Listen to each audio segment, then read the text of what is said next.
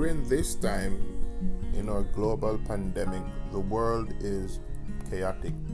Education is changing the face. Technology is taking over. So many things are happening at such a rapid pace, and it is up to educators to meet the demands of learners and of the society. As adult educators, we should therefore develop the flexibility to change and to do things accordingly to achieve the best results. It is up to us as educators to reevaluate ourselves and to look at the context of learning, knowing fairly well that the context of learning has a lot to do with the learners. As I introduce this very topic, I think on a number of things. I think on place-based learning, which is very effective and has a lot to do with how individuals assimilate information. I think about all forms of learning, institutionalized learning, learning in context, having to do with basically learning things as you go along. In our daily lives, we learn. But as I move into this part of our presentation, I will begin by giving a quick overview or introduction of what context of learning is all about. I will move on further, looking at self-directed learning, examining what it is and moving into its critique before closing off with how I would present to a target audience. And then I will, of course, conclude this presentation.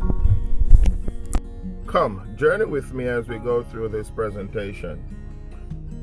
Are you sure you will be thoroughly engaged and you will know something that you have not known before? Come along, drive with me. Self-regulated learning takes many forms as it relates to the use of technology via computer and internet. It can be differentiated into various areas. We have massive open online courses. We also have online education, distance education, and internet in education.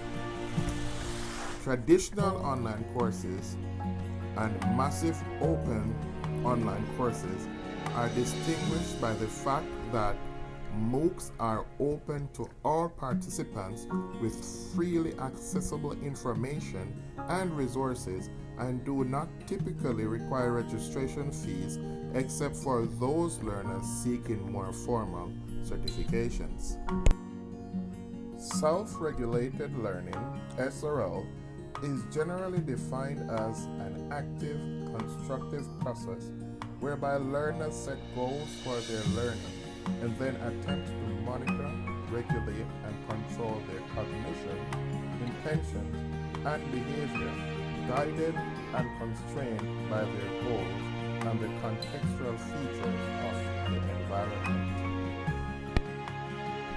According to Willis 2018, in her article Applying Learning in Multiple Contexts, new learning is fragile until something is done with it. It can be strengthened by simply repeating, rereading, and drilling on the specific information again and again until it extends as rote memory. As I critique learning in context, we must take this into consideration.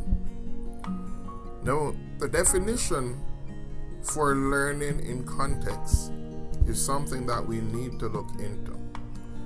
Learning context is defined as a situation in which something is learned or understood, a situation that can impact how something is learned or what is taught.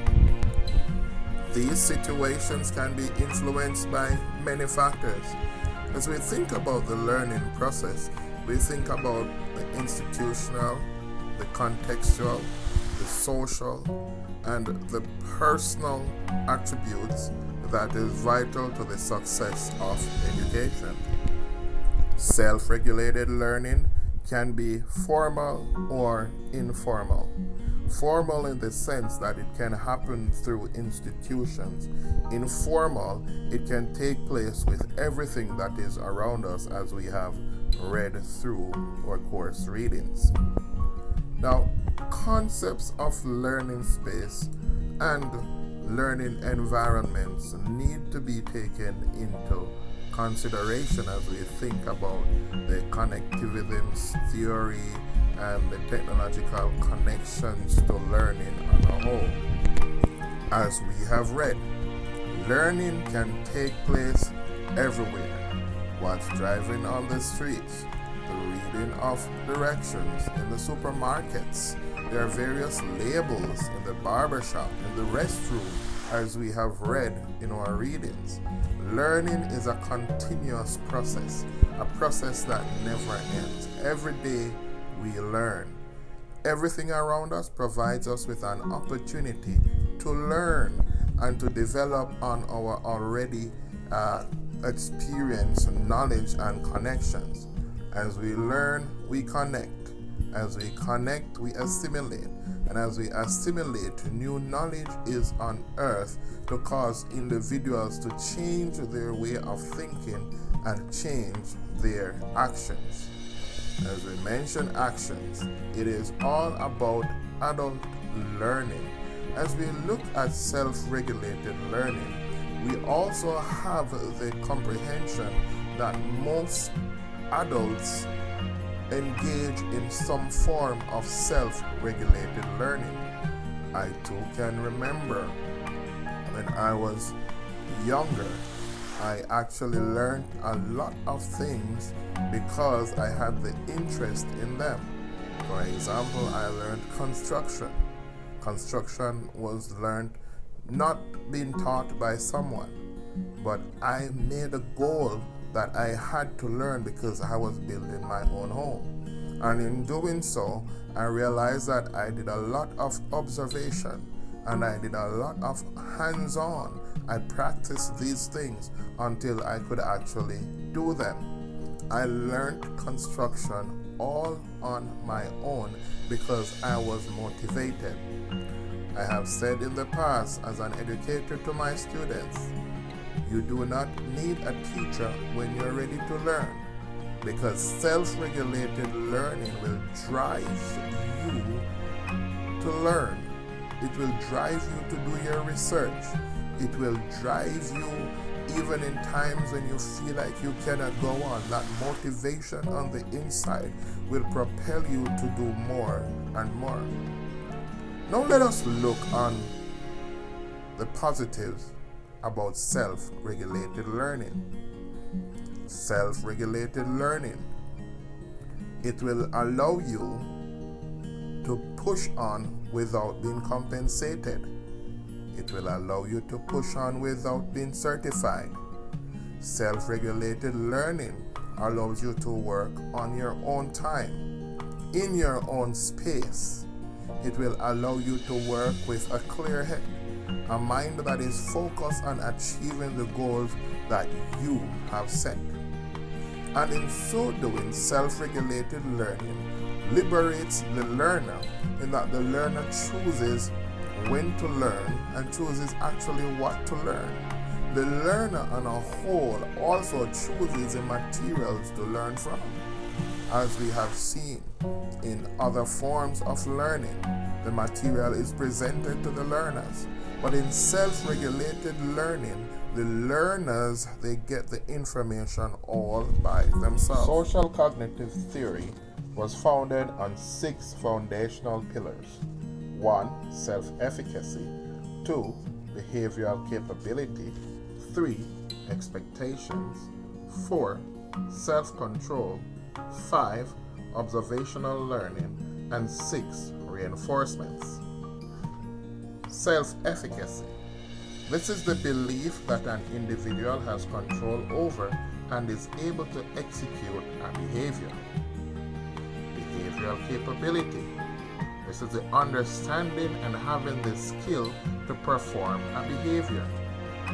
Expectations. Assigning a value to the outcomes of behavior or change. Self-control.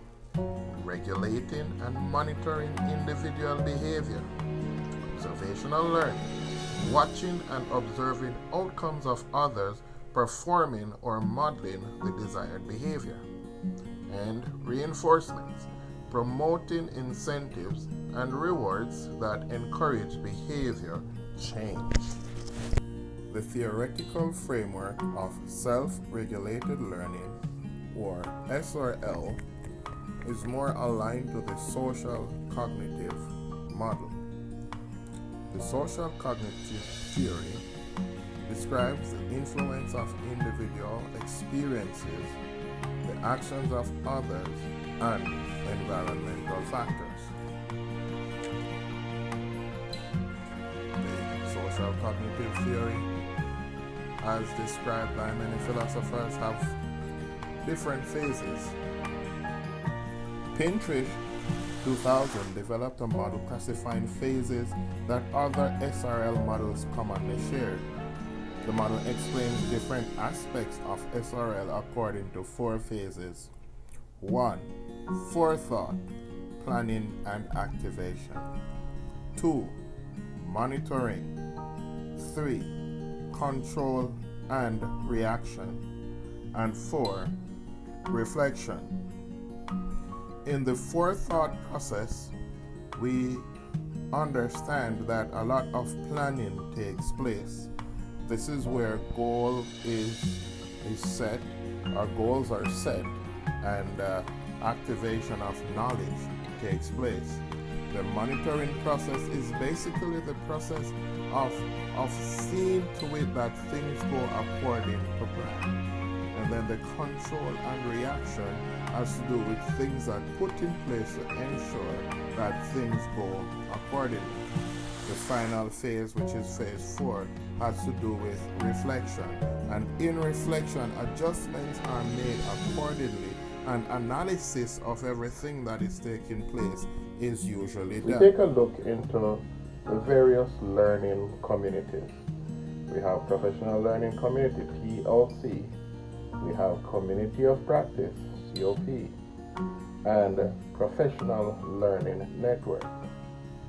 The professional learning network is one that is basically geared towards the use of computers. In this network, we can say that learning is infinite, right? It includes all the people one learner connects with online, everywhere in the world. It's informal and voluntary, often described as do-it-yourself learning.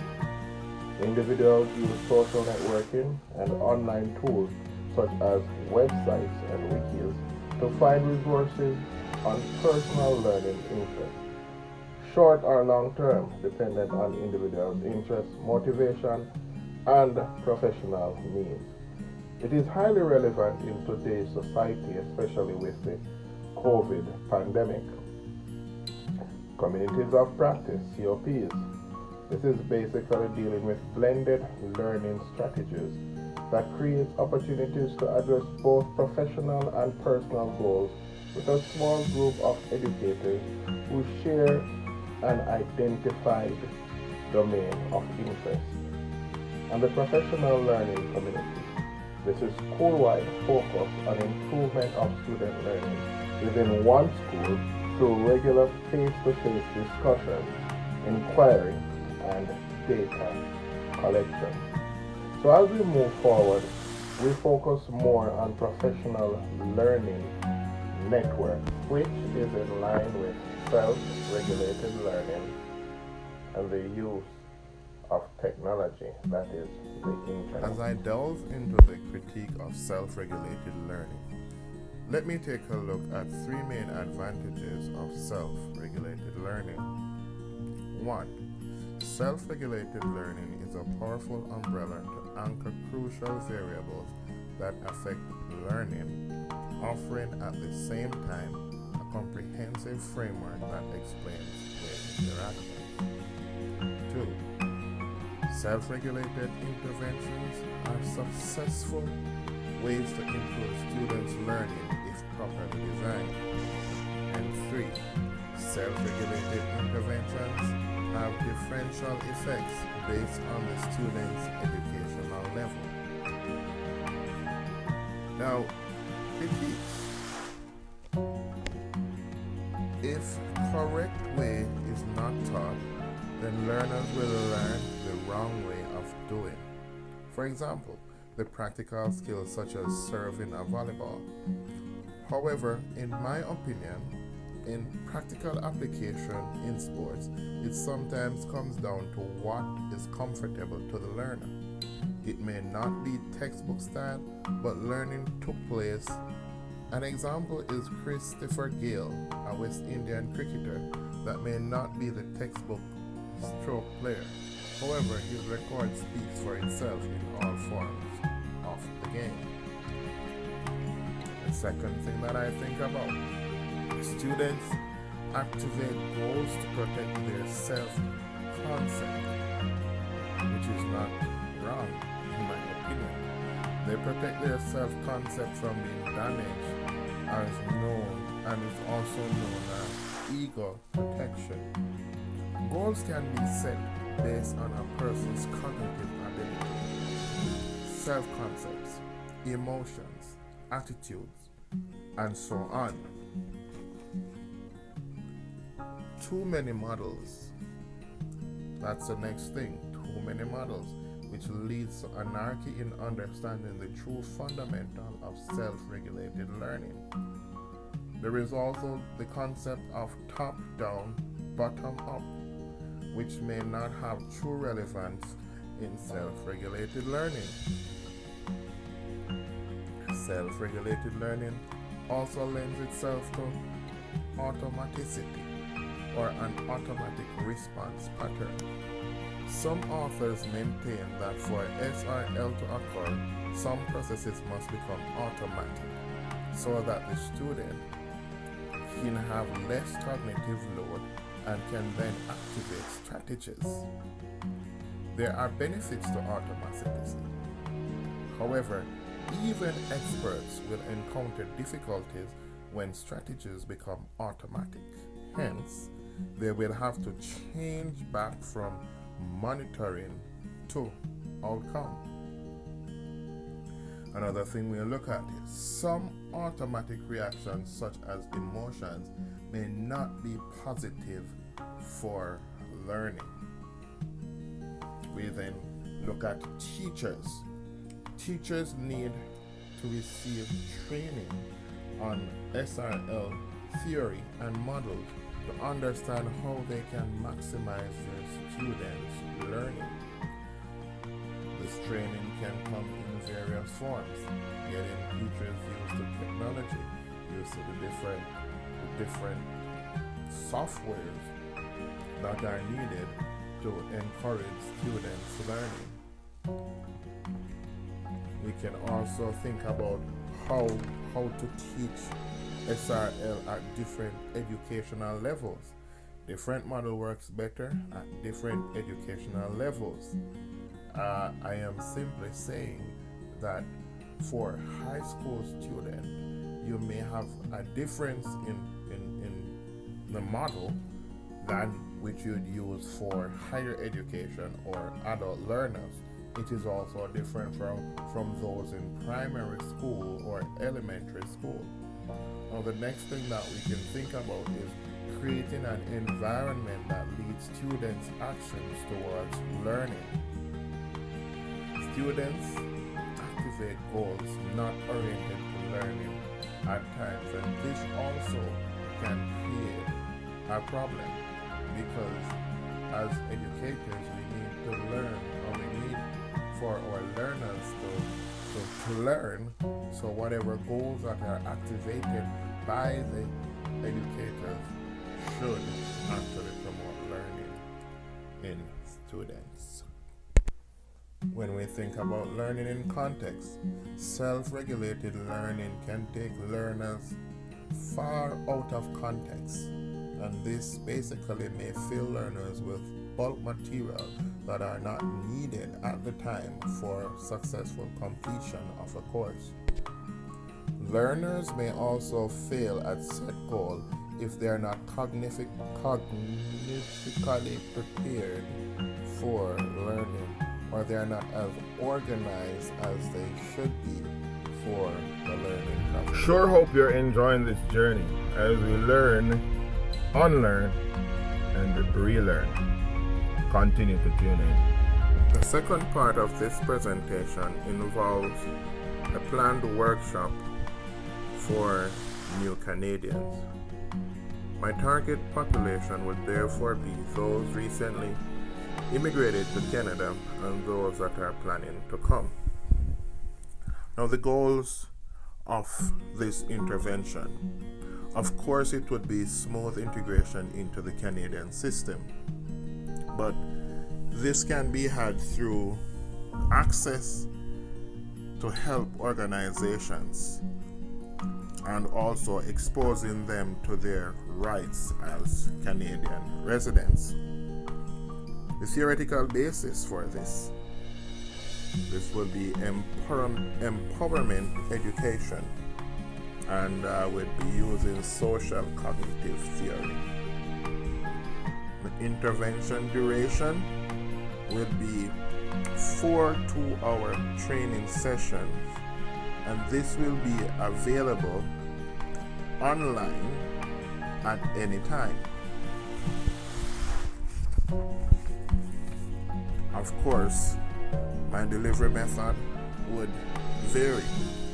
I will use discussion forums through messaging, lectures, downloadable materials with important information from government agencies, from basic groups that are able to assist in them coming here. I'll also have demonstrations, video demonstrations online, and I can also use Zoom meeting where possible to have like one-on-one discussion with individuals, and that is how I would basically plan for a workshop or a lecture session with those newly integrated or planning to be integrated to the Canadian system. In concluding, it is clear that education has definitely spiraled into the direction of technology. We have seen in recent times massive open online courses. We have seen individuals being motivated in different ways to learn, self-directed learning. We have seen where research has been placed into a number of areas in adult learning. And even now, whilst this pandemic is going on, we can safely conclude that the way forward is through education, through technology.